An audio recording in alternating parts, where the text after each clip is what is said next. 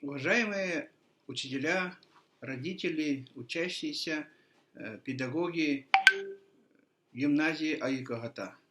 Я помню, как 15 лет назад вы только создавались как филиал национальной гимназии, но сразу же было видно, что вы очень активны.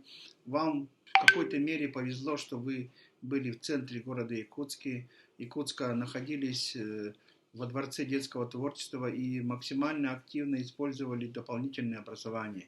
Вы в числе самых активных, даже активнее, чем ваше основная организация Национальной гимназии, участвовали в программе «Шаг в будущее» и вносили большой вклад, помогали в организационных даже вопросах и смогли достаточно высоко поднять уровень вот такой творческой активности в вашей гимназии. В дальнейшем внимательно следил за вашей активностью. Сейчас вы переехали в новое красивое здание.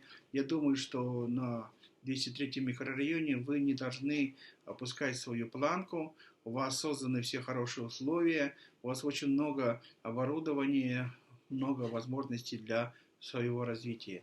Я желаю вам в год юбилея, 15 лет это тоже юбилейная дата, и надо стремиться всегда подводить свои итоги. Большой удачи. Думаю, что вы во многом сможете реализовать тот большой потенциал, который был заложен в вашей концепции.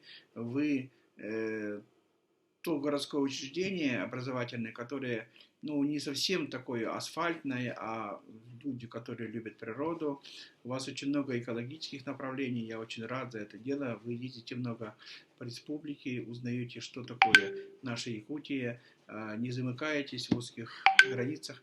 Я желаю вам удачи и думаю, что все у вас получится. Удачи, с юбилеем!